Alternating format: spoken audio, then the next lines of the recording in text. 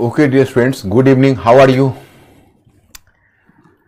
In previous class, we have left the topic on the economic issue, and possibly we have covered up to, or possibly we were in mid-course of Gupta economy. We have not covered fully, but we were in mid-course of Gupta economy. But as you know, let us start with the MCQ questions first. Today, 7 questions. And you people are enlightened enough to answer my questions. So I am confident you will definitely answer my questions.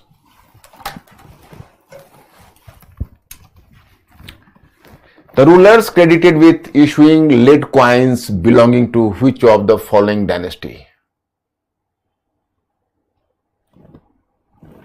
The rulers credited with issuing lead coins belonging to which of the following dynasty? Choice A, Indo-Greek. Choice B, Kushana. Choice B, Shatvahana. Choice D, Shakas. My students, you have to select one of the answers here. One of the choices. Be fast. C. Choice number C. Yes. Question number 2. Which of the following dynasties issued the largest number of gold coins in the history of ancient India? Here you have to cite the name of dynasties which issued the largest number of gold coins in ancient India. Choice A, Mauryas. Maurya. Choice B, Kushana. Choice C, Shakaj. And choice D, Gupta.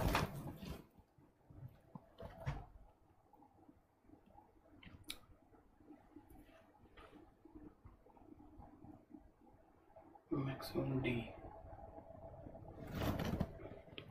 Largest number of gold coins, D. Yes. Good.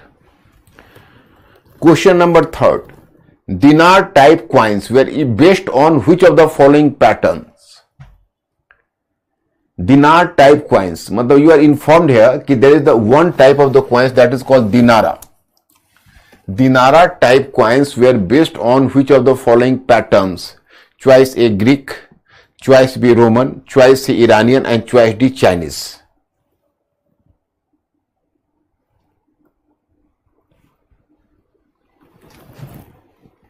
Once this question was in the part of UPSC exam, is the website not working? D errors. Choice number B. Yes, Roman. Good. Yes, so far you have covered all the 3 out of 3 questions. You have done correct answer, and I hope given the remaining part of the questions you will do good. Which of the following metals were used by Rigvedic Aryans? मतलब Rigvedic Aryans किस धातु का उपयोग करते थे? 0.1 gold, 0.2 silver, 0.3 copper, bronze and 0.4 iron.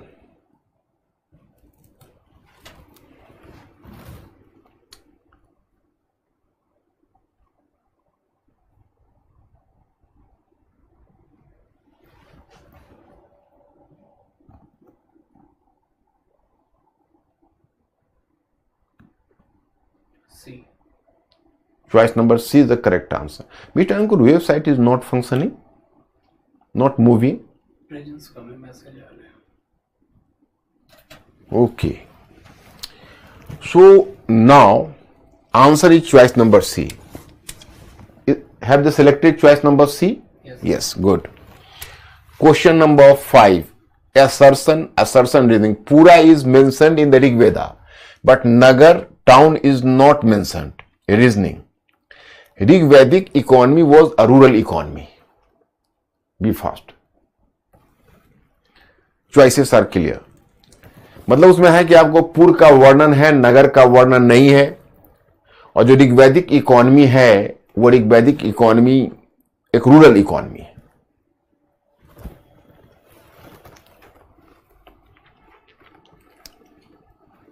B. Bombay. choice number B. Yes. Question number 6. Punch marked coins came to use during which of the following century? Now I have to earmark the century because there was a question in UPSC in which century these punch marked coins were issued for the first time. मतलब जो punch mark coins थे किस शताब्दी में सबसे पहले जारी किए गए? You are having the 4 choices 6, 7, 5th and 9th. You have to select one.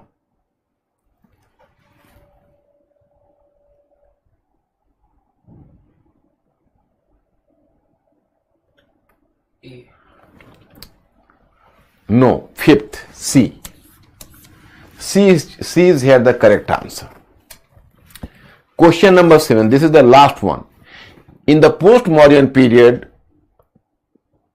and during postmodern period, what was referred to as Yavan Priya? Yani most liked by Yavans. Mane Yavan Priya is the term. Choice A, black pepper, B, muslin, C, pearl, and D, wine. Mane black pepper means kali mirch, muslin means malmal, C, pearl, moti, and D, wine. ARS. Choice number, yes. Okay, my friends, you have done well. I am satisfied with your performance even today. तो मैं फिर एक बार आपको बताऊं कि आप लोगों को सिर्फ पढ़ना नहीं है, एक खास तरीके से पढ़ना. You people are supposed to underline the changes. So far, you know, we are going across the part 2. Part 2 has been divided into different subparts for the sake of your convenience. Subpart first is political. Even the political is subdivided into 2 segments: political expansion, that is dynasty, kings, empire, etc. and the administration, प्रशासन. तो मैंने आपको बताया कि आपने इतिहास को अपनी सुविधा से हिस्ट्री को बांटा हुआ है और आपको डिवाइड करके चेंजेज को अंडरलाइन करना है. जैसे आपने political, economic, social and culture में बांटा हुआ है, तो आपको पार्ट 2 में from Vedic period to early medieval age आपने पॉलिटिकल चेंज कवर कर लिया. अब now you are just covering the economic change. So in the previous class, I have left the topic in the mid course of the Gupta period. मतलब हमने गुप्त काल के mid course में उसको छोड़ा था. I am going to resume the topic from the same point. You people have to follow me. This is the point here, you know. 6 number question. 6 number. Is anybody having doubt? Yes. 6 and 5. 6 and 5. They have given the challenge to 2 questions. Surprisingly. 5. Yes.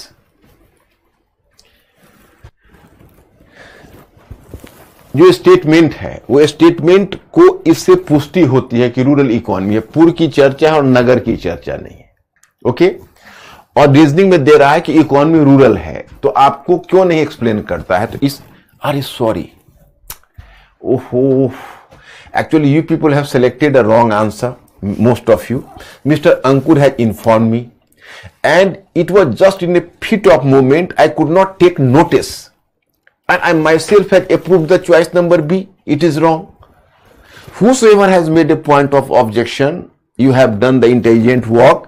Definitely there should not have been the point number B, rather assertion and reasoning. Reasoning is going to confirm the assertion, so there should have been the point number A. So sorry for inconvenience. Actually, I have asked Mr. Ankur. Ankur has replied me, and automatically my pen has moved to choice number B without making any reasoning whether it is going to be justified or not. Choice number A is the correct answer. आप लोग choice number A ही करना. Once again I am repeating. How many have done choice number A? Be fast.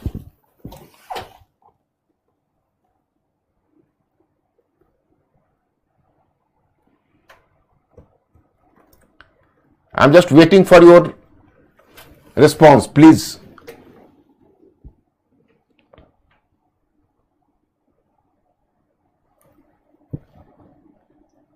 कुछ बच्चे थे.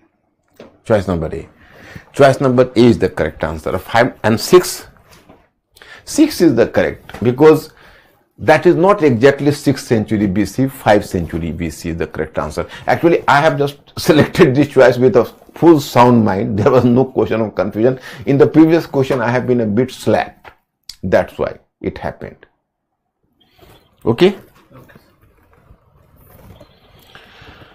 Now in Gupta period, I have told you that agriculture is the basis of economy.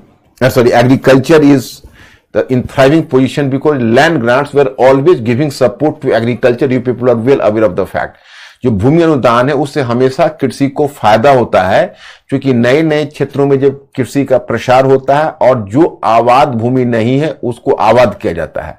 So you'll find that even the barren land was being cultivated by the grantees, because grantees at their own initiative they are extending agriculture because they could reap the benefit directly from the extension of agriculture. It was beneficial for them. So grantees are always working for extending agriculture in new areas, and tribal people are getting converted into the cultivators. So that was giving a boost to agrarian economy. So even in Gupta period you can say that the agriculture was in thriving condition.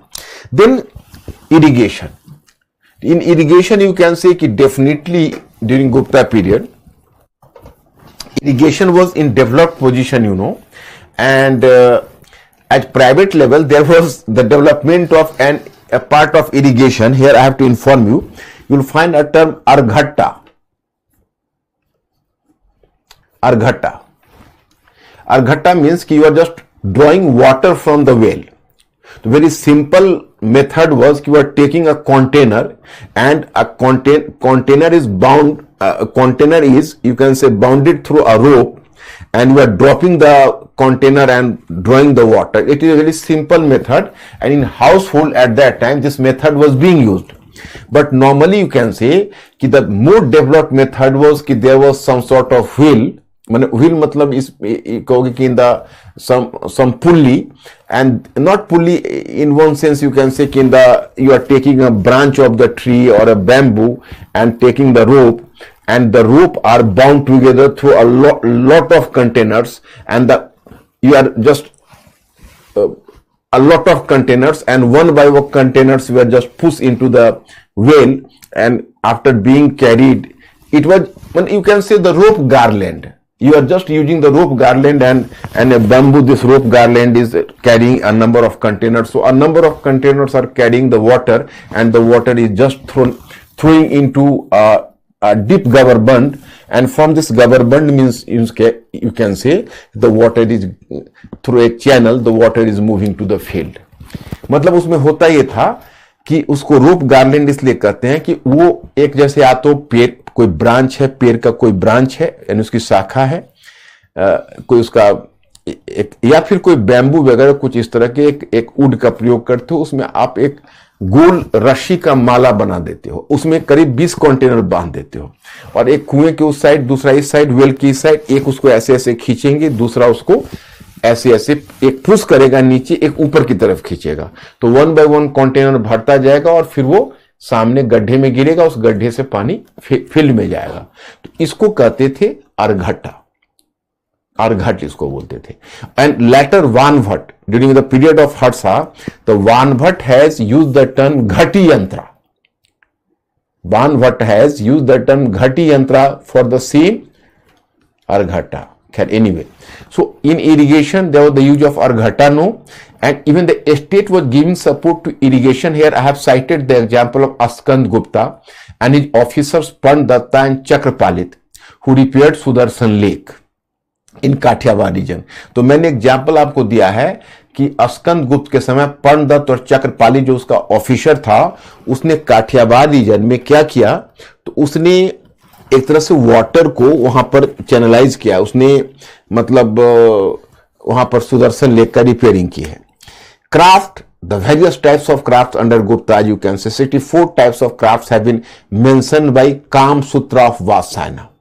Kamasutra of Vatsyayana, you know, 64 types of crafts, and one of the important craft was furniture making. That was very common. Then cloth making, the cotton cloth, silk cloth and woolen cloth. and you will find a reference to different sorts of and different varieties of fancy cloths. Even in the, you can say, literary text of Kalidas, and you can visualize the better quality of cloths even in the paintings of Ajanta. So the cloth making was a very developed industry. मतलब एक तो आप आभूषण या jewellery बना रहे हो वो है, दूसरा आप डिफरेंट टाइप के क्लॉथ्स का जो मेकिंग है, कपड़े का निर्माण कर रहे हो वो क्राफ्ट है, फर्नीचर निर्माण करना क्राफ्ट है, पॉट्स वगैरह जो है उसके निर्माण करना क्राफ्ट है, and iron work is the important craft you can से, बिकॉज इन मेहरौली का जो आयरन पिलर है वो बताता है कितना बढ़िया क्राफ्ट है. अब देखो you are observing here the trade. तो my students, it is a very controversial issue. In the previous class के on Friday some of my students have asked the question, because whenever I have taught you know, feudalism, and I have mentioned about the 4 causes. One is the concept of dharma vijay, then the land grants, then the decline of trade and commerce, and paucity of coins. So some of you have raised the question ki why did the decline in trade and commerce and paucity of coins? So my students, actually here is the problem of 2 different sorts of historiography. मतलब कि यहां पर 2 अलग अलग प्रकार के इतिहास लेखन की समस्या है. But this problem is problem for the optional students, not for you. In GS में आपको उतना लफड़े में नहीं फंसाना चाहूंगा. I am just bringing you directly to the point कि भाई इसमें पॉइंट क्या है. तो according to the historiography of R S. Sharma, be mentally alert and try to understand. According to R S. Sharma कि actually in Vedic period and here Buddha period, then in Maurya period the trade is growing gradually. You are going to post Maurya period. So according to R.S. Sharma, in post Maurya period the development of trade was at its climax. Okay, the development of trade is at its climax, but it was during post Maurya period because here I have discussed about here you can say Roman trade which linked directly Chinese empire to Roman empire, and India was playing the part of mediator under Kushanas. तो मैंने आपको एक silk route के बारे में बताया जो post Maurya में ट्रेड रूट खुला हुआ था. वहां से जो ट्रेडेबल गुड्स थे वो चाइना से जा रहे थे रोमन एम्पायर को. तो इस ट्रेड में India was playing the role of mediator, and there were the 2 different routes in silk route. One route was getting diverted from the side of India, क्योंकि देखो इसके पीछे कॉन्सेप्ट सिल्क रूट का क्या है, I have to share with you. Even today you find कि China has started and carried the BRI. So China carried BRI, so you will come to realise here कि China was doing and China was working on BRI, so even and India has dissociated itself with BRI of China, particularly for the fact that a part of, you can say, this road was going across a part of Aksai Chin and a part of POK which was provided by Pakistan to China. So it was offending to India. It was going to encroach Indian sovereignty.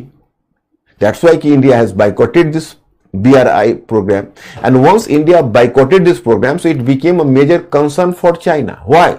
Because China is learning a lesson from history, from ancient history. At that time, my students, be mentally alert, this is the route. So this route was going through the Roman Empire. So here there was a Persian Empire that was called Parthian Empire, and Parthian Empire was a rival to Roman Empire. So sometime the Parthian Empire was going to disrupt this route so that tradable items from Chinese Empire should not reach directly to Roman Empire. So as the Parthian Empire was creating hurdles in the route, so then you can say China used to divert through the mountainous region or land route. China was diverted the tradable goods towards India, and then it reaches up to this trade route was reached up to Tamlipti port in India, and from Tamlipti port I have just told you an Uttarapath or northern route was going on which was linking, you can say, Takshila to this one, and this route was even linking Ujjain to Bharuch. So from Tamlipti to this tradable goods was coming to the Gujarat port of Bharuch, and through sea route it was going to Roman Empire while surpassing the region of Parthian Empire थोड़ा complicated हो गया होगा, हमारे English वाले students को दिक्कत हो गई होगी, मैं आपको क्लियर कर रहा हूं। जैसे होता क्या था एंशिएंट टाइम में कि चाइना अपना गुड्स कैरी करता था रोमन एम्पायर को, और उसमें रास्ते में पड़ता था एक पार्थियन एम्पायर, और पार्थियन एम्पायर का रोमन एम्पायर से एनिमिटी होती थी। तो पार्थियन एम्पायर क्या करता था कि वो रूट को वो रास्ते में डाइवर्ट, मतलब वो क्या करता, वो ट्रेड रूट को ऑब्स्ट्रक्ट कर देता था। तो चाइना ने क्या करना शुरू किया कि माउंटेनियस रीजन और लैंड रूट से तो इंडिया से चाइना लिंक था, तो उसने लैंड रूट से उसको पहुंचा देना है नॉर्थ इंडिया में। तो नॉर्थ इंडिया में जो मैंने तुमको रूट बताया हुआ था, तक्षशिला से आ गया लाहौर, लाहौर से मथुरा, मथुरा से उज्जैन, उज्जैन से एक भरत चला गया, दूसरा श्रावस्ती, ये Shravasti crossing Yamuna and Ganges river to Shravasti, then from Shravasti to Banaras, then Pataliputra, then Tamralipti.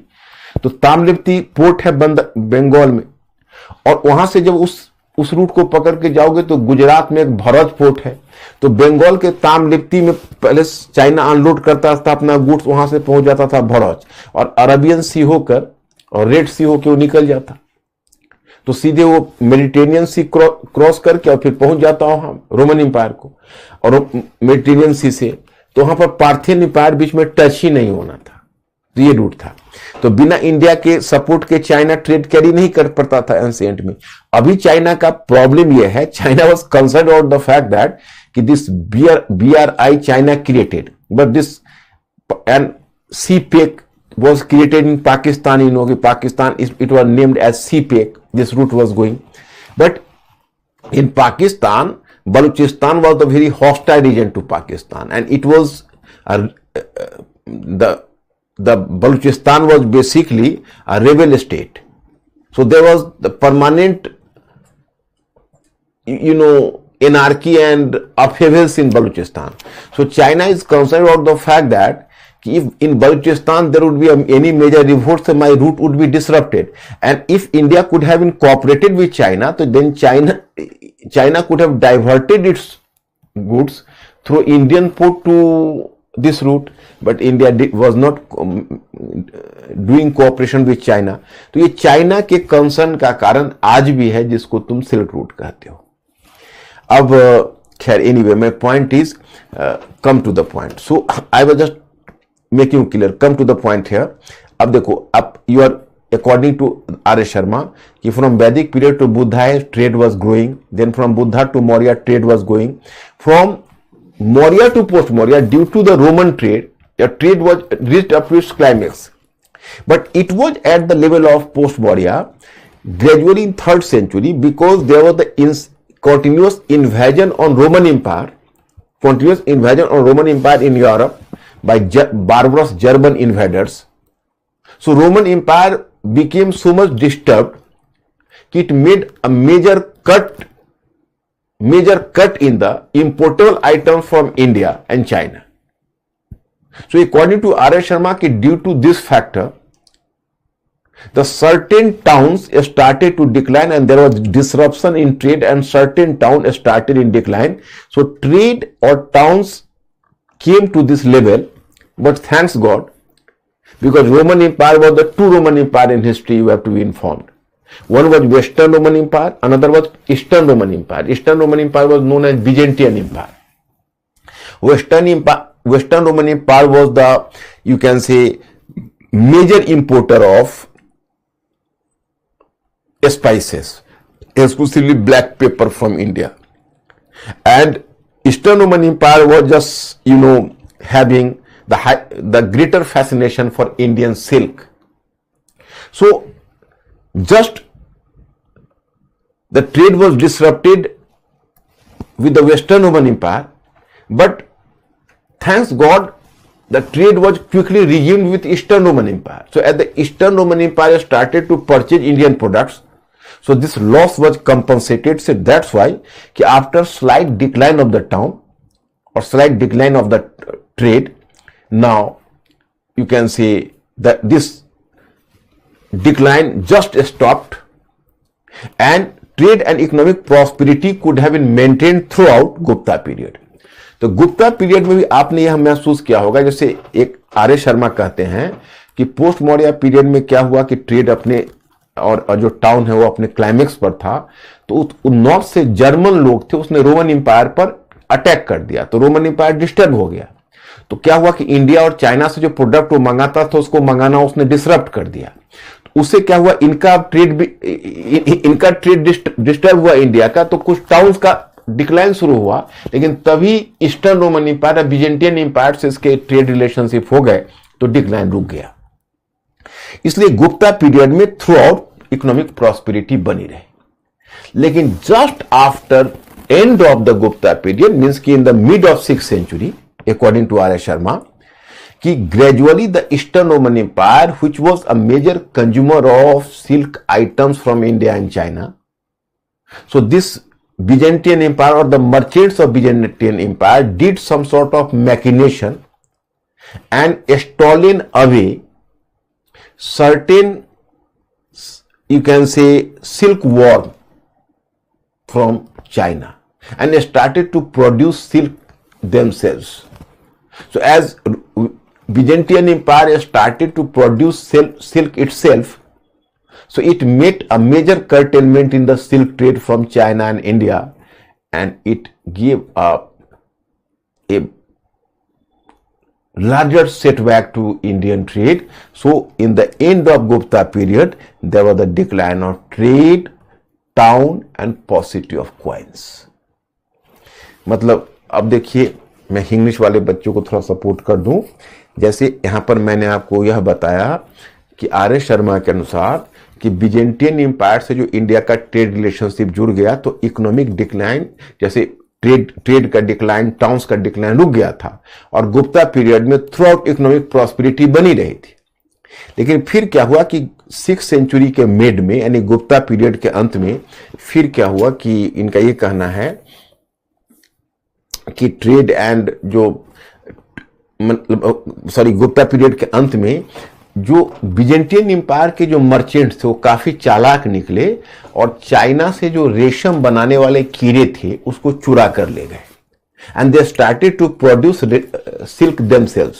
So they made a curtailment in the import of silk items from India and China. तो उन्होंने जो सिल्क को इंडिया और चाइना से मंगाना बंद कर दिया, जिस कारण से ट्रेड का डिक्लाइन हुआ, टाउन्स का डिक्लाइन हुआ, एंड पॉसिटी ऑफ कॉइन्स, मतलब सिक्कों की, मुद्राओं की कमी पड़ गई।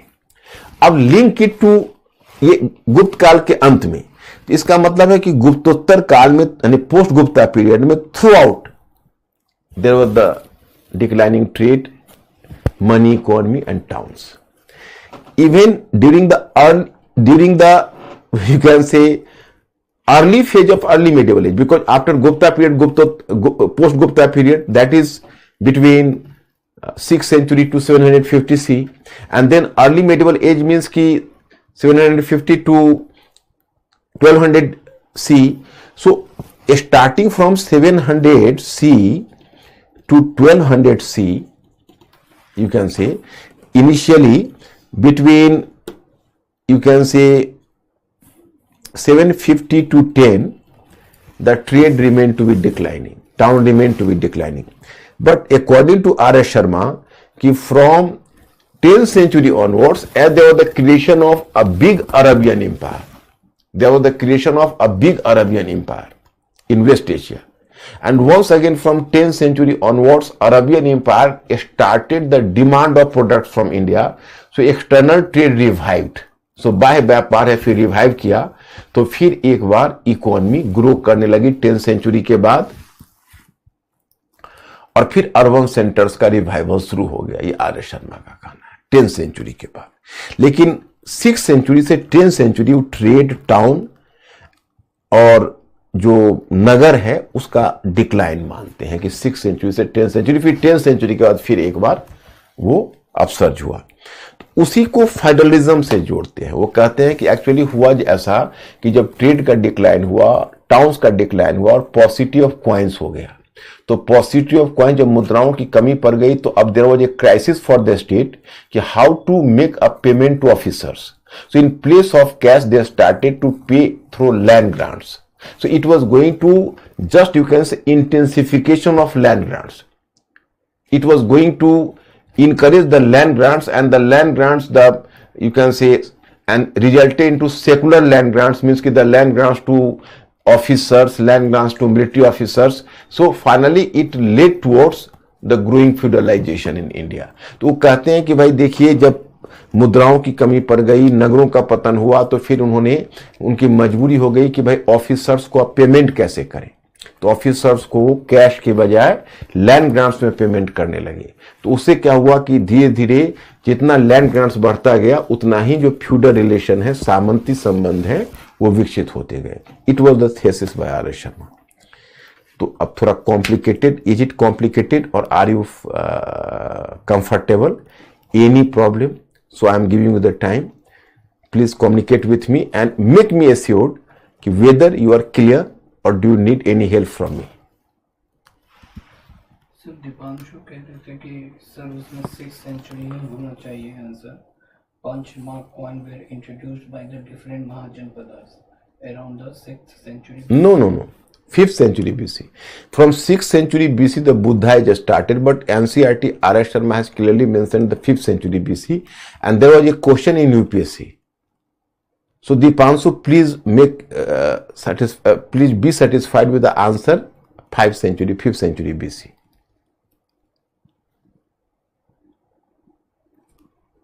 बाकी clear. Is this point clear? तो in Gupta period, अब suppose you are just coming to post Gupta period, the same thing.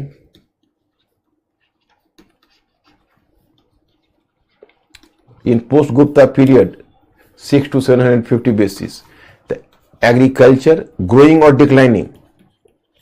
My students, give me the hint. Post Gupta period, agriculture growing or declining? Growing or declining? Growing 1, declining 2. Type and be fast in post Gupta period.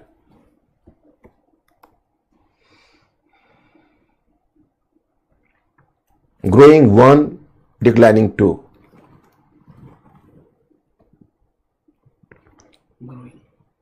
Growing? Yes. Good. You people are intelligent enough to understand this point.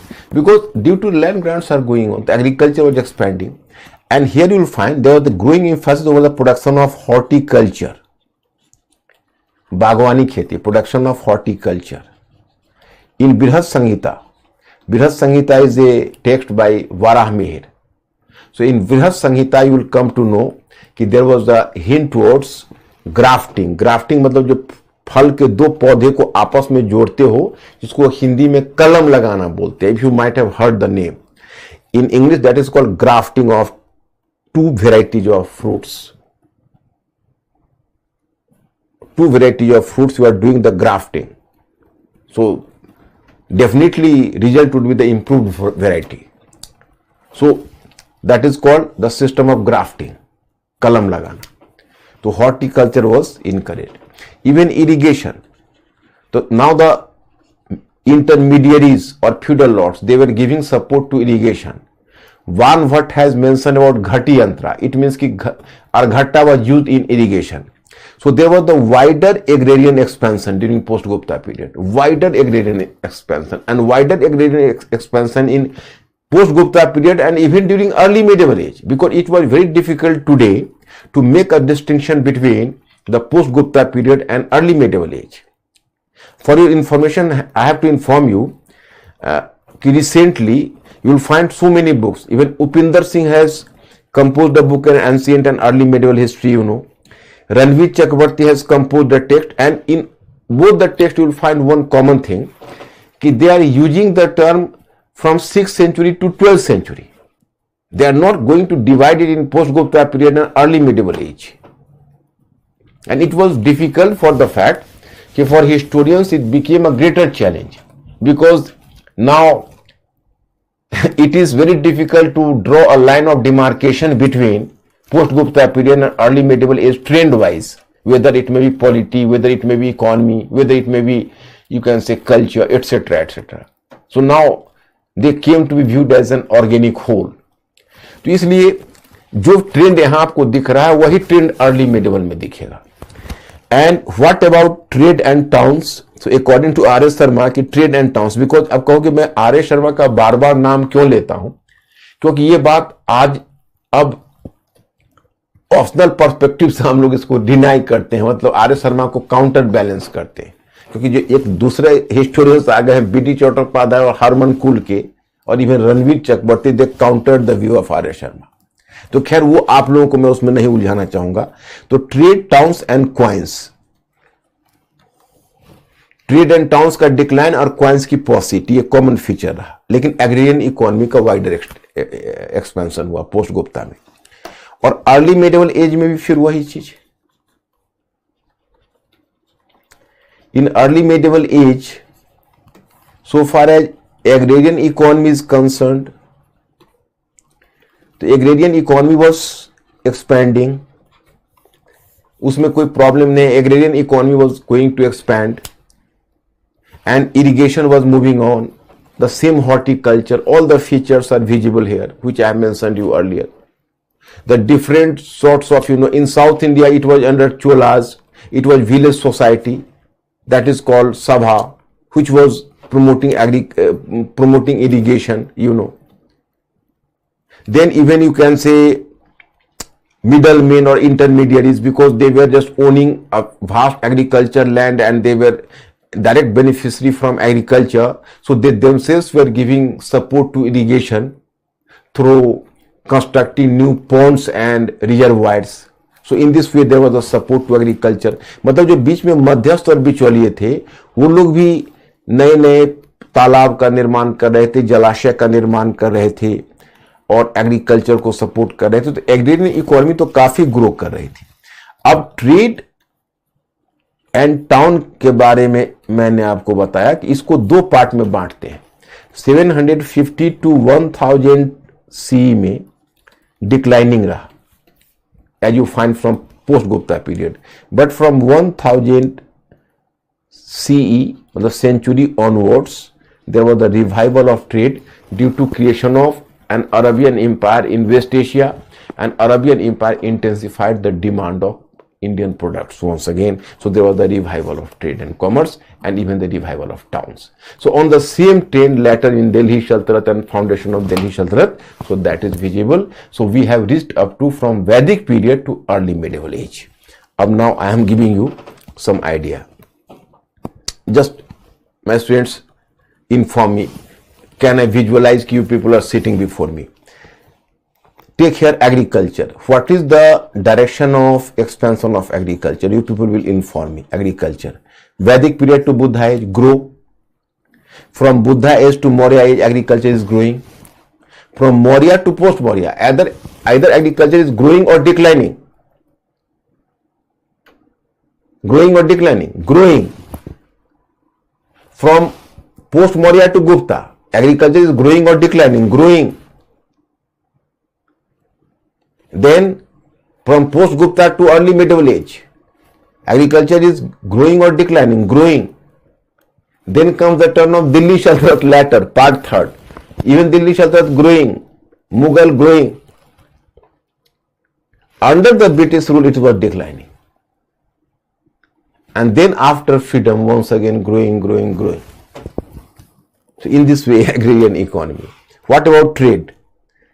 So according to R.S. Sharma, from Vedic period to Buddha age growing, from Buddha age to Maurya age growing, from Maurya age to post-Maurya age growing. But in post-Maurya age slight decline, but it could be maintained, prosperity could be maintained under Guptas. So it is not visible.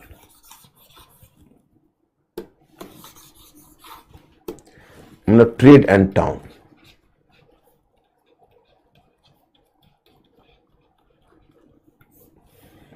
You are here from Vedic to Buddha age growing, from Buddha to Maurya age growing, from Maurya to post-Maurya age growing, from post-Maurya to Gupta age growing. Oh, गलत हो गया, sorry, make a correction. From Vedic age to Buddha age growing, from Buddha age to Maurya age growing, from Maurya age to post-Maurya age, it reached up to its climax. In post-Maurya age, the slight decline due to the decline of Roman trade, but as the trade relationship was resumed with Byzantine Empire or Eastern Roman Empire, so economic prosperity could have been maintained during Gupta period. So this was the case. But in the end of Gupta period, decline of trade and urban centers. Then whole of post-Gupta period, it was in declining position. During early medieval age, during the first half of early medieval age, there was a declining condition, but from 10th century, that is the 10th century, it started to improve. So gradually it was moving on. Then in Sultanate period, it was the trade and towns were growing. Then Mughal period, trade and towns were growing. And then under the British rule, in 19th century, trade, in 18th century that was maintained, but in 19th century, there was the decline of trade and towns gradually. But from First World War onwards, trade and towns once again started to grow, and that is growing till today. So this is the diagram here for trade and towns in whole of Indian history, you can see.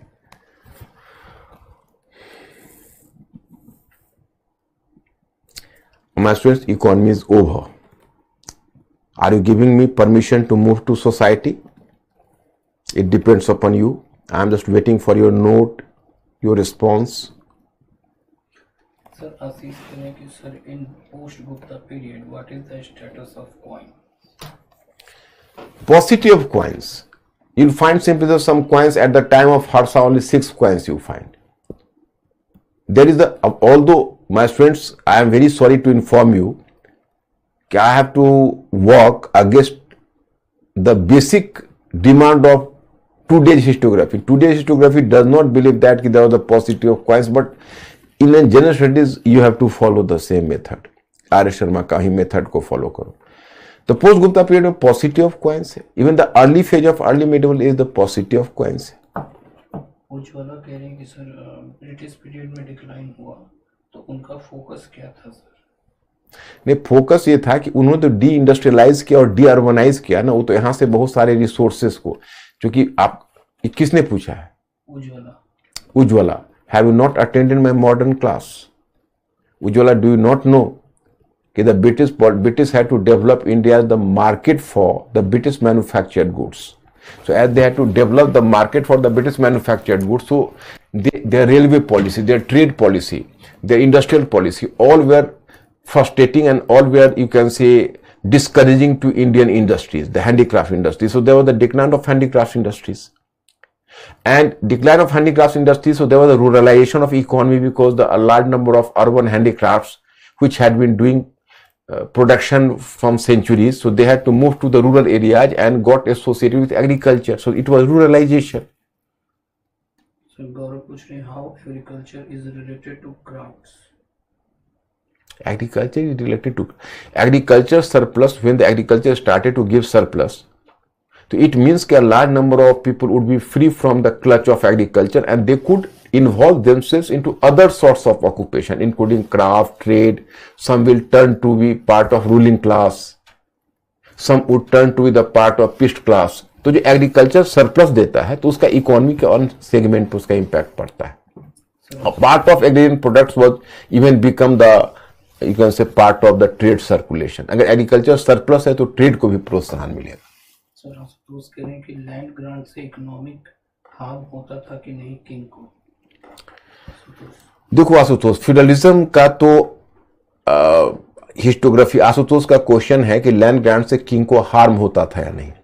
एकदम होता था. Feudalism तो यही बोलता है कि बीच में intermediary आ जाते थे जिसको ग्रांट देते वो मजबूत हो जाते थे और सारा सरप्लस वो खुद दबा लेते थे और किंग के पास बहुत कम पहुंचता था.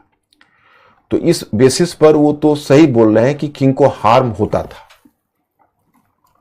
सर वेबसाइट पे राहुल पूछ रहे हैं, in early medieval age why temples are main centre of agrarian economy as a nucleus of settlement?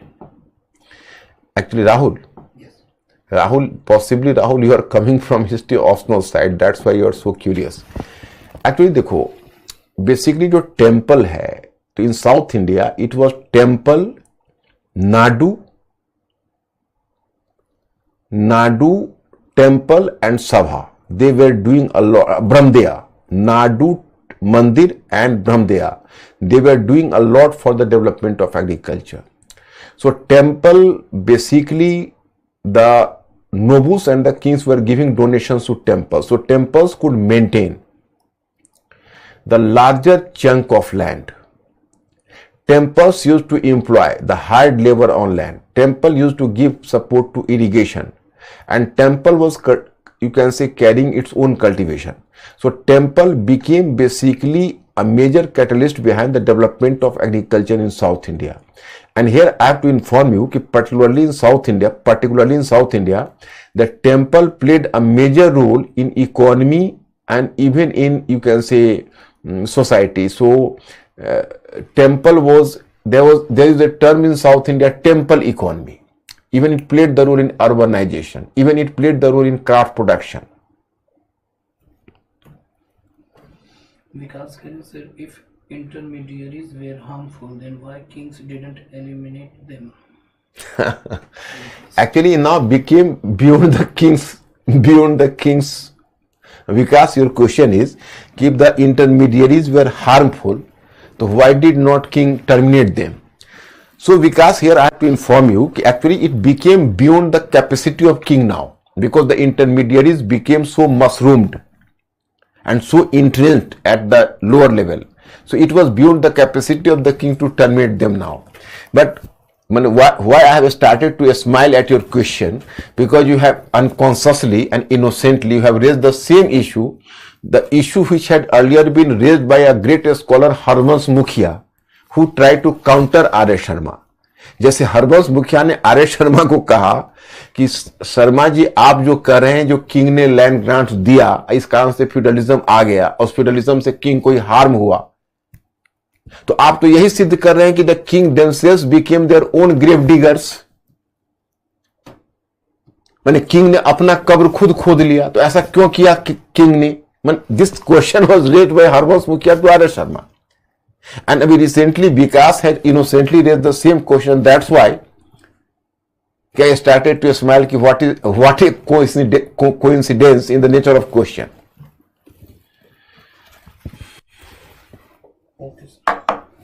Okay.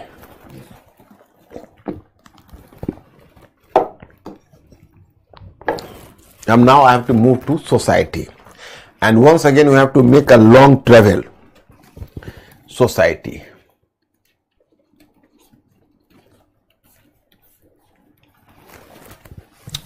From Vedic society, let us fit once again Rig Vedic to later Vedic here. Rig Vedic to later Vedic, and then gradually you have to underline the change. My students, once again start here. You find here the term when Aryans they came to India, so they belonged to a single Vis. Vis was just symbolizing their mobile character. मतलब जो जिस समय Aryans आए central Asia से, तो उनकी जो identity थी वो सिंगल विस के रूप में थी. That was the single one vis, and the vis was definitely having a mobile character, that is called vis. So it was having some sort of mobile character, माने गतिशील था. अब हुआ ऐसा, व्हाट हैपेंड कि when gradually some production surplus started. Actually देखो, my students, previously I have informed you or not, I don't know. But I have told you कि if you have to underline the change, so this is economic change, this is political change, this is social change, and this is cultural change. So economic change is the basis of all sorts of change. It was bringing the change in polity. It is bringing a change in society. It is bringing the change in culture. So here I have to inform कि basically when there is the economic surplus starts, मतलब surplus products start, if suppose some community, there is a community and which is producing more than it required, so there is some sort of surplus, and once the surplus comes, so the different stakeholders just try to appropriate the surplus in its favor, in their favor. and whosoever having the, you can say, opportunity to appropriate the surplus, so this group was going to be powerful and this group was going to be superior in society. So thus start the social division. मतलब मैंने आपको बताया कि जैसे अब wish है, अब जैसे प्रोडक्शन सरप्लस आया, तो सरप्लस प्रोडक्शन आया तो उसमें सबकी आंखें चमकने लगेगी कि इसको हम अपने फेवर में कर लें। तो इसमें जो पावरफुल होगा, जो पावरफुल ग्रुप होगा, उस सरप्लस को अपने फेवर में वो एप्रोप्रिएट कर लेगा, और जिस समय एप्रोप्रिएट करेगा जो ग्रुप, वो ज्यादा पावरफुल हो जाएगा, ज्यादा इंट्रेंस्ड हो जाएगा। सो सोसाइटी में डिवीजन वहीं से स्टार्ट हो जाता है। तो when the surplus came for the first time, so a group of Aryans separated itself, okay, and it was making claim on the part of surplus, and it started to call and this group started to call itself priest. So it was the origin of the priest group, priest. And then a group of people separated itself from the common wish, and it made a claim for the protection of society. मतलब एक दूसरा समूह है, वो भी अपने आप को कॉमन विश से अलग कर लिया और उसने समाज की सुरक्षा का दायित्व अपने हाथों में लिया, एंड ये कहलाया राजन्य। सो माय स्टूडेंट्स, अब original vish of Rigvedic Aryans, it was divided into 3 groups, and the 3, that is the common people, you know, common people, okay. So this vish was originally, a rift was created within the wish, and there was the rise of 3 different groups. One group was priest, another was Rajanya, which was making a claim for the protection of society, and then comes the third group, that is common people. So मैं आपको बताना चाहता हूं कि जब उत्पादन अधिशेष आता है, मैं स्टूडेंट्स आप लोग इंग्लिश वाले सुनना, तो पहले क्या होता है कि समाज, जैसे अगर एक ट्राइबल सोसाइटी होती है तो उसमें लोग जितना प्रोडक्शन करते हैं उतना कंज्यूम कर जाते हैं, तो सरप्लस होता ही नहीं है। तो एक कहावत आपने सुनी, मजबूरी का नाम महात्मा गांधी है। अब शरीर में ताकत नहीं है तो फिर तो महात्मा गांधी की तरह नॉन वायलेंट होना ही पड़ेगा। ये जस्ट एक जोक है, इसको आप बहुत सीरियसली मत लेना कि महात्मा गांधी ऐसा नहीं थे। तो अब क्या है कि अब इनका जो प्रोडक्शन है, तो प्रोडक्शन ही उतना नहीं है, तो सभी लोग प्रोड्यूस करते हैं और कंज्यूम कर लेते हैं। तो सोसाइटी जो होगी वो इगैलिटेरियन होगी, वो इक्वलिटेरियन होगी। लेकिन जब समाज में थोड़ा सा प्रोडक्शन सरप्लस आने, ज्यादा उत्पादन से, थोड़ा सा एक पॉइंट आगे बढ़ा दो, सो जब वो अगर प्रोडक्शन रिक्वायरमेंट से, कंजम्पशन से ज्यादा होता है, तो एक ग्रुप ऑफ पीपल खड़े हो जाते हैं जो सरप्लस को एप्रोप्रिएट अपने फेवर में कर लेते हैं, और वही ग्रुप समाज में पावरफुल हो जाते हैं। तो इस तरह से अब थोड़ा सा डिवीजन शुरू हो गया। एक ग्रुप ने अपने आप को अलग कर लिया, उसने कहा हम पुरोहित हैं, दूसरा ग्रुप ने कहा हम समाज की रक्षा के लिए हम राजन्य हैं, और बाकी जो शेष कबीले के लोग हैं वो बाकी रहे। So my students, here you will find the term. So initial meaning of varna, the original meaning of varna was colour. What? Colour मतलब रंग। तो वर्ना का ओरिजिनल मीनिंग हुआ रंग। And initially you will find a statement in the Rig Veda that there are 2 Varnas, Aryas and Dashas, and Saint Augustine is patronizing them. So you find that the term Aryas and Dashas, and Saint Augustine just patronize them. मतलब यह है कि आर्य और दास ये दो ही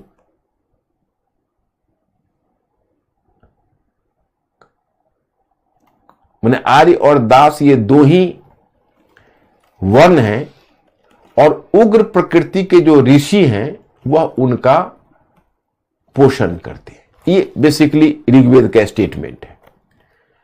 सो earlier my students, it was the colour which was making a division between Aryas and Dasas. Dasas means you know non Aryans, actually symbolising, although Dasa and Dasyu 2 terms were used in the Rig Veda. The term dasa was used for the term dasa was used for Aryans and non-Aryans both, because you at that time what was the standard in the war?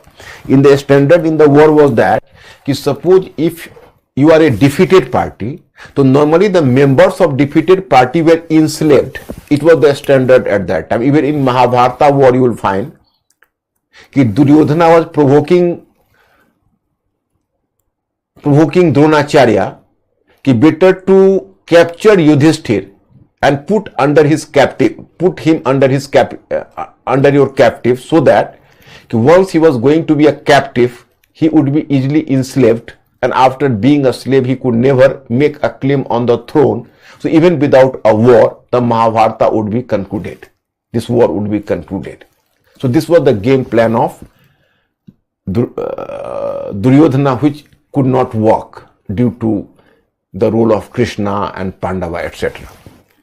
तो ये मैं आपको बताना चाहता हूं कि उसमें का स्टैंडर्ड था कि जो भी डिफीटेड पार्टी थे उनको दास बना लिया जाता था, चाहे वो आर्यंस हो या नॉन आर्यंस हो। तो चूंकि वॉर तो दोनों ग्रुप में होता था, आर्यंस और नॉन आर्यंस दोनों के साथ आर्यंस का होता था, तो जो डिफीटेड पार्टी होते थे उस दास होते थे। दस्यु प्रायः करते थे जो ब्लैक स्किन्ड होते थे उनके लिए। तो वैसे जो आर्य थे वो व्हाइट स्किन्ड थे और उनका नोज बड़ा था, तो अपने स्किन के प्रति बड़े कॉन्शियस थे। तो पहले वर्ण शब्द को उन्होंने कलर के रूप में प्रयोग किया। देन वर्णा, इन ऋग्वेदा वर्णा started to denote occupation. Occupation means there were 3 occupation, priest, that was one occupation, rajanya, second occupation, and third one the occupation of the common people, that was called the rest of the people who are doing some sort of domestication of animals etc. or agriculture. So there were 3 occupation. But my student, in Rig Veda this varna system was very flexible and mobile, because with the change in occupation even your varna status could easily change. If you will change your occupation through the change in occupation, a rajanya could become a priest could become a rajanya. Here you will find the example. Vishwamitra was a rajanya by birth, but he became a priest through his occupation. Likewise, in Rig Veda you will find a story कि there was some Rishi Bhrigu, his progeny means उसके बच्चे, his progeny became rulers, or you can say joined ruling class, so became Rajanya. Likewise, in the Rig Veda you will find that there is some student who is making a prayer there, I am a student, I am a poet, my father is a physician, my mother is a grinder जो अनाज पीसती है, and we are living together. It means कि even in a family there could have the different occupations and different varna. तो ऋग वेदा में varna कोई problem ज्यादा नहीं है, वह एक सोशल मोबिलिटी को डिनोट कर रहा है, according to R S Sharma. But it was in the end of Rig Veda, or you can say rather you can say later Vedic age. Here you find actually there is the term Purushukta in Rig Veda. Purushukta in Rig Veda you will find that was in the 10th mandala of Rig Veda. Purushukta in the 10th mandala of Rig Veda. Here you find a statement. What a statement you know? The statement in Purushukta is that in the Rig Veda, Purushukta is in the Rig Veda, but you may be a bit surprised why I have placed this term in later Vedic period. I will solve this mystery. Why have I done so? In Purushukta it has been mentioned that when the primeval man कहते हैं आदि पुरुष को, when primeval man was sacrificed, so from the 4 organs of his body, 4 parts of his body, the 4 varnas originated, 4 varnas emanated from mouth, Brahmins, from shoulder, Kshatriya, from thigh, Vaishya, or from foot, Shudras. So my students, this 4-fold varna system, that is called Brahmanas, Kshatriyas,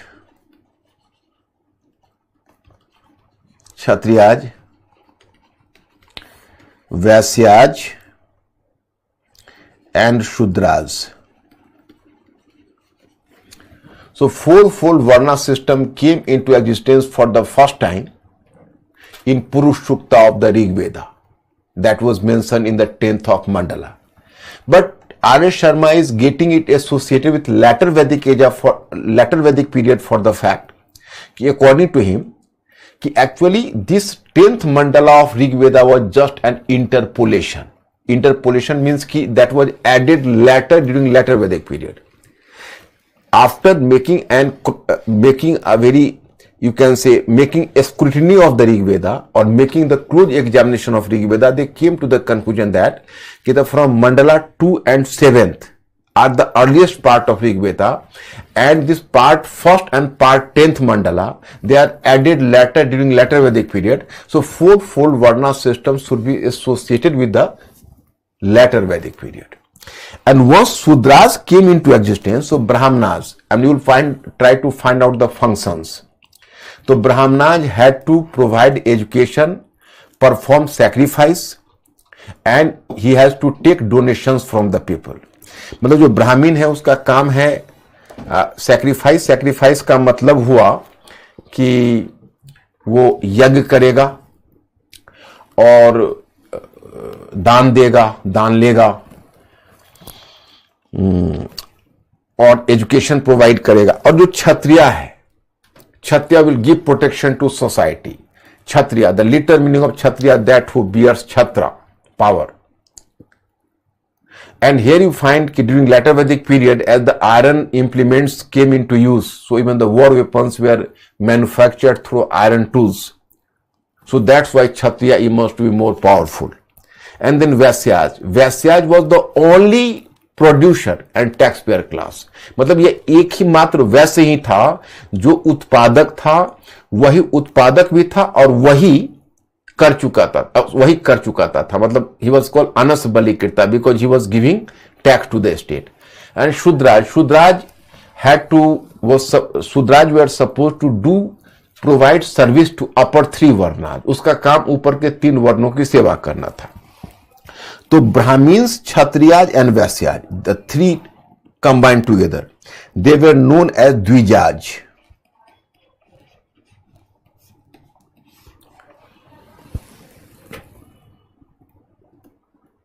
They were known as Dvijaj. Dvijaj means twice born. Twice born means what is the concept of Dvijaj or twice born? You can say twice born means once they are originally born, whenever there was the actual birth, and the second birth is whenever they used to take the sacred investiture. Sacred investiture, आपने उपनयन संस्कार के बारे में सुना होगा. तो once they are going to take the sacred investiture, उपनयन संस्कार, so that was the second one birth. Because after taking sacred investiture, then the student or Dvijas used to go to Gurukul for getting education. So the sacred investiture was just a gateway to, you can say, education. So that's why you can say कि Dvijas were just supposed to the twice born. So in this way you can say कि they are just they are believed. तो इस तरह से आप देखते हो कि ऋग वैदिक है, लेटर वैदिक है, 2 इस तरह का फेज है और twice born है. So, but my students, as Sudraj came into existence, so in Rig Vedic period, you know, what was the social mobility during Rig Vedic period? So, this social mobility was going to be slightly disrupted during later Vedic period because there could not have been the free entry of Sudraj in the group of Vaisyas, Kshatriyas or Brahmins. So, this was the basic problem. But up to later Vedic period, the birth didn't become the basis of social division so far. मतलब जिसको कहते हो बिल्कुल जन्म आधारित विभाजन, वो letter वैदिक तक नहीं हुआ था. अब now what about condition of human. तो in if you have to make a comparison of condition of human between Rig Vedic period and later Vedic period, you will definitely realise कि during early medieval age, during Rig Vedic period, the condition of women was, you can say, definitely better than what you find during later Vedic period. And here you know what is the reason behind that. I'll discuss this aspect. First of all, so far as if you are having too much ambition to declare that there was the male and female equality during Rig Vedic period, you are wrong. This was not the case. But still, the condition of women was well and good.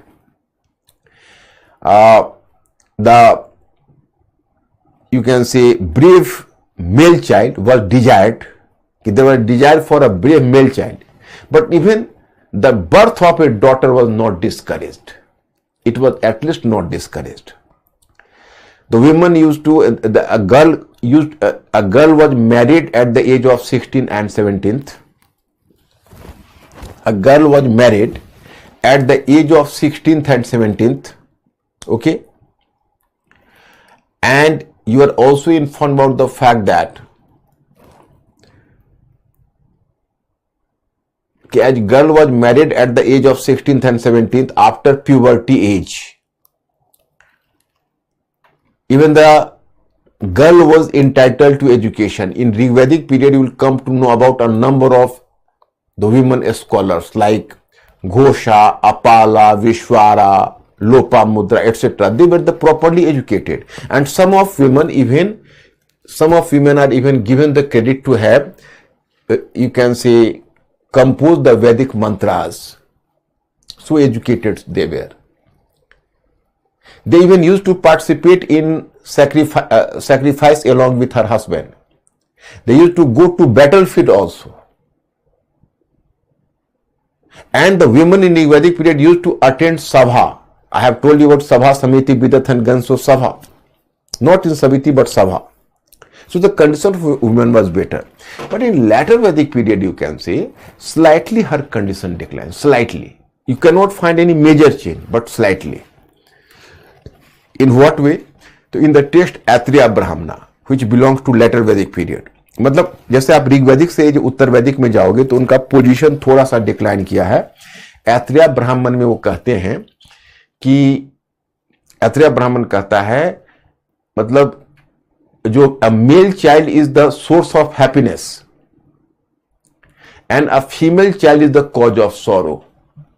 मतलब जो पुत्र है वह बहुत प्रगतिशील है, जो पुत्री है वो दुख का कारण है. तो अब this sort of perception you can say कि that was going to be discriminatory. And the second one you find कि during later Vedic period the entry of women in sabha was restricted. मतलब women could not make a free entry into sabha as you find case earlier. But my student, you have to be conscious about the fact that कि except the two features all the previous rights of women were still being enjoyed. There was no disruption. So in history, if you have to find out the decline in condition of women, so you have to keep in your mind that her position gradually declined from Vedic period to early medieval age. You will not find zigzag, the direct decline in this way going on. And even you have to be conscious about the fact that the condition of women slightly declined, and what were the extent of decline from this period to that period. Slight decline from Rig Vedic to later Vedic period, then further decline in Buddha age, then further decline in Maurya period. In Maurya period not crystal clear, but still decline is going on. In post Maurya period, in Manu Samhita, a major decline. Then you find in Gupta period once again decline. In post Gupta, early medieval decline is going on. So even in Shaltanat and Mughal, decline is going on. So condition of women gradually started to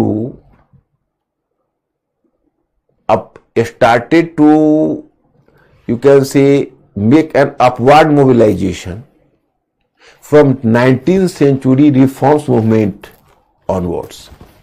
And then her position gradually improved till today. So in this way the condition of women is going on. Now you may find one question and you may ask me one question. Why did the social condition of women decline? The two factors were the major factors behind that. Firstly, the growing Varna complexity. gradually you can say when birth became the basis of social, the Varna system. So here the leaders of society, you can say Brahmins or the high-born people, Brahmins and Kshatriyas, they try to maintain the purity of Varna system. Why? Because they try to limit the number of surplus appropriator, means ki they try to limit the number of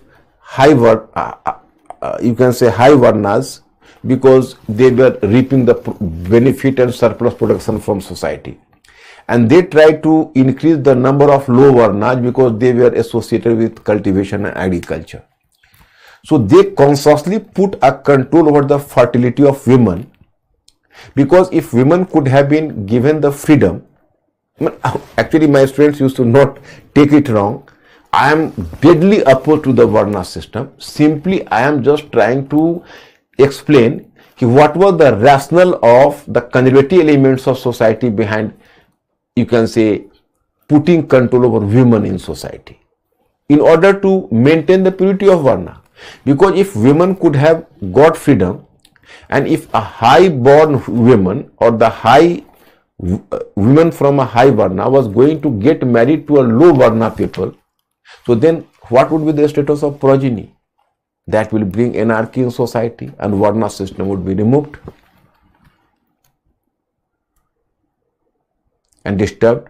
So this was the one factor. Second factor was, in history you will underline that there was gradually the declining role of women in production, and declining role of women in production resulted into the decline of condition of women. जैसे मेरे English वाले बच्चे दिक्कत तो नहीं महसूस कर रहे हैं, मैंने ये कहा कि जैसे जैसे वर्ण की जटिलता, कॉम्प्लेक्सिटी बढ़ती जाएगी तो महिलाओं की स्थिति गिरेगी। क्यों? क्योंकि जो समाज के नेतागण थे उस समय, तो वो चाहते थे कि वर्ण की प्यूरिटी बना रहे। अब वर्ण की प्यूरिटी बना रहने का मतलब है कि महिला फ्री होकर किसी पुरुष से मैरिज ना करे, क्योंकि अगर अब ब्राह्मण की महिला अगर शूद्र पुरुष से मैरिज कर लेती है तो बच्चे का स्टेटस क्या होगा। तो चाहते थे, तो उन्होंने क्या सिस्टम किया हुआ था, you will surprise to know that, कि 4 वर्णा में सभी को अपने से नीचे वर्ण की महिला से विवाह करने की अनुमति थी, बशर्ते पहली पत्नी अपने वर्ण की होनी चाहिए, फर्स्ट वाइफ। लेकिन अपने से ऊपर के वर्ण की वाइफ से, अपने के ऊपर के वर्ण से मतलब विमेन से मैरिज की अनुमति नहीं थी।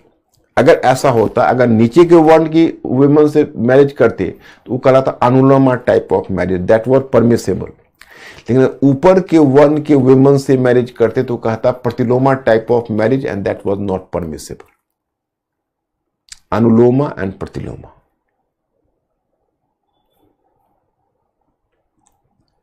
एंड दूसरा फैक्टर क्या काम कर रहा था कि जैसे अब वैदिक पीरियड से जब बुद्धा एज में आओगे, देखो ग्रेजुअली जब महिलाओं का जो प्रोडक्शन में, उत्पादन में जैसे जैसे अंश कम होता गया, वैसे वैसे महिलाओं का कंडीशन गिरता गया। तो यहां तक क्लियर हो गया होगा, तो I will move to Buddha age. चल please inform me mister Ankur, my students are okay, no problem at all, okay, just for Anjali कह रही थी, sir, is this decline in position of women due to growing nature of war also? Anjali, it was also a factor later. It was also a factor. For example, even in post-Maurya period, some scholars are trying to prove that there was the foreign invasion, Indo-Greek, Shakaj, Parthians and Kushana, so problem later the Turkish invasion on India. So even on this basis they try to prove it, but major factor वही 2 है जो मैंने बताया अंजलि।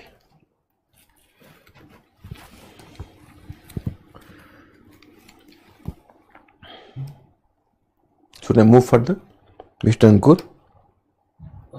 अभिषेक sir कह रहे हैं कि गौतम पुत्र Satakarni was priest or warrior class. Who? Abhishek, in the political history, I have made you clear.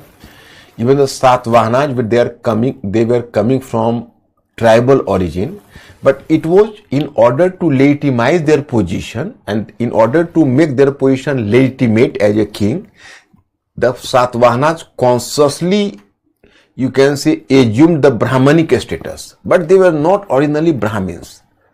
They were possibly coming from the lower caste, coming from the tribal elements. And it was in order to legitimize their position, they consciously took the Brahmanic status. I have told you. Sir, Vinay Kariki, sir, polygamy was common, took deep roots, women were forbidden. In Rigvedic period, Vinay. Vinay, in Rigvedic period, there was a system of polyandry was also prevailing.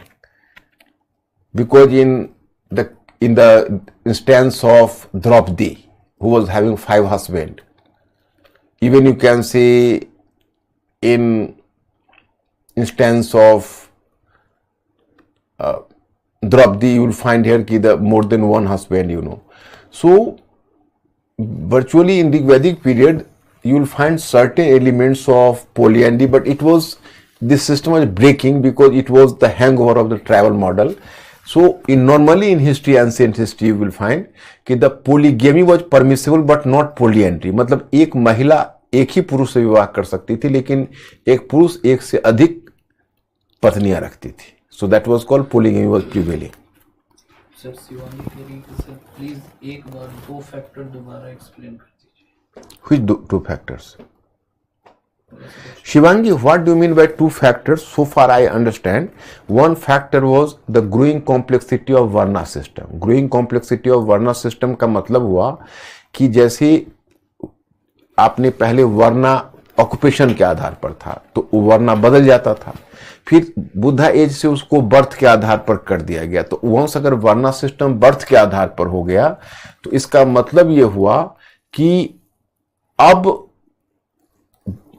पिता का जो वर्ण होगा, the same varna will remain with the child.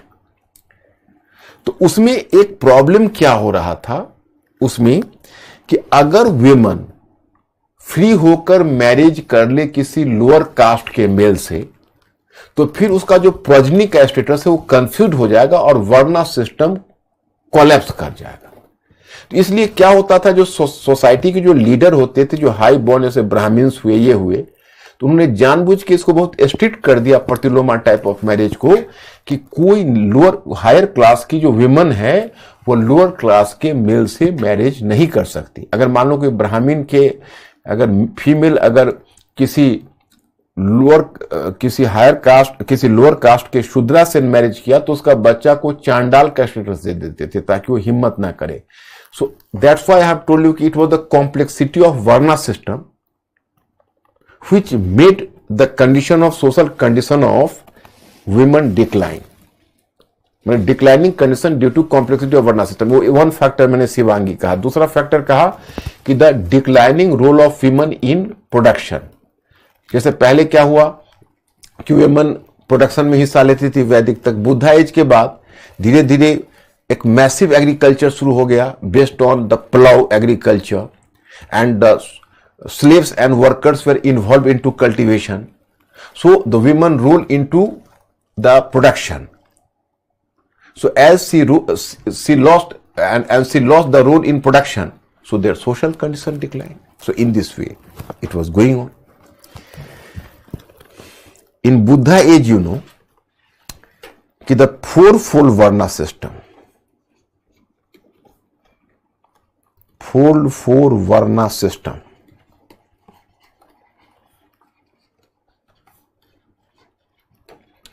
was going to be complex. Complex क्यों होने लगा पता है? Because it was during Buddha period for the first time. It was during Buddha period for the first time. Birth became the basis of Varna division, because there were 4 Sutrakaras. 4 Sutrakaras means कि 4 commentators. Sutrakara means commentators.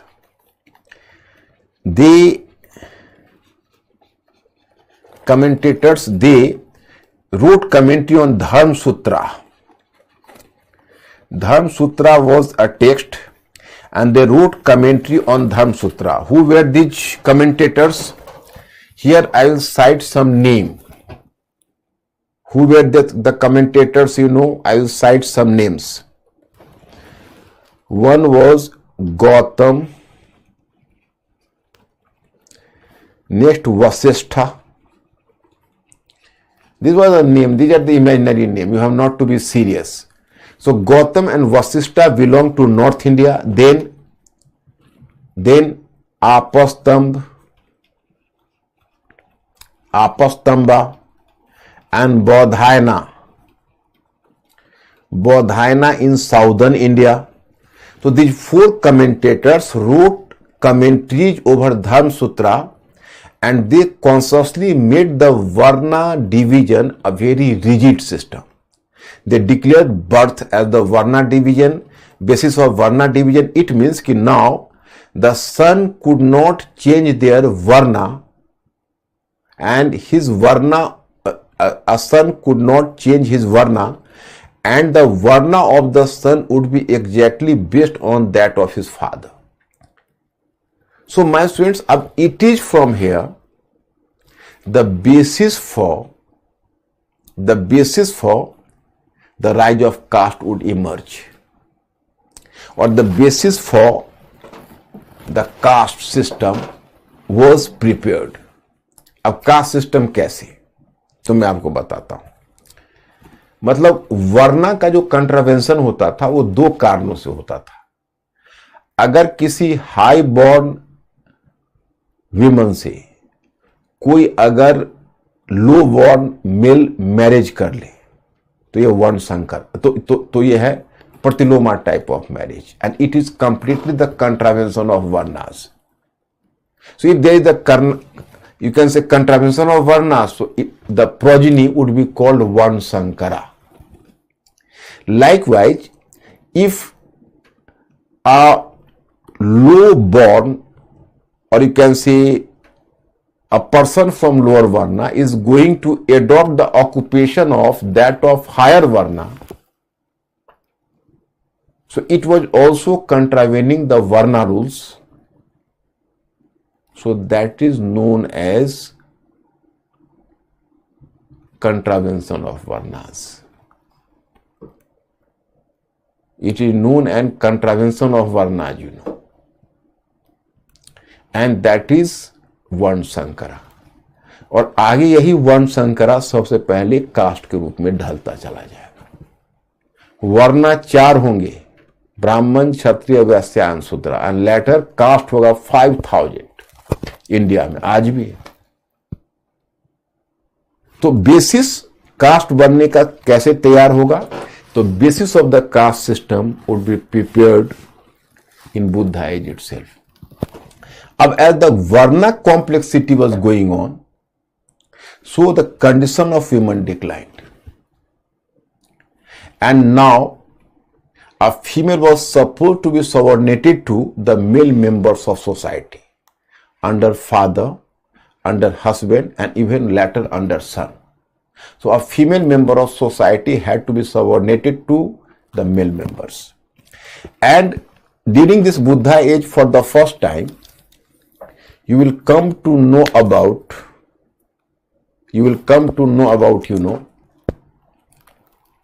during Buddha period itself, you will come to know about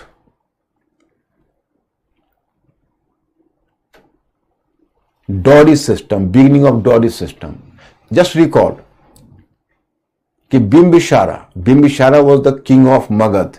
He got dowry, he got Kasi as dowry from Kosala state. So it was the instance of dowry system which started. तो दहेज प्रथा भी शुरू हो गया. अब आज इतना ही रहने दीजिए, टाइम ओवर हो गया. I will continue tomorrow, and tomorrow I will send you the study material on religion, mister Ankur, on religion, because firstly I have to deal with religion and philosophy. Tomorrow I will send you the study material from Vedic to early medieval on religion and philosophy, and after finishing society, how much time will it take I can't say, क्योंकि थोड़ा सा तो हिंदी का भी चक्कर हो जाता है. तो so move on. So Tomorrow after finishing this part, then we have to move to religion and philosophy. Thank you very much. I'll see you tomorrow.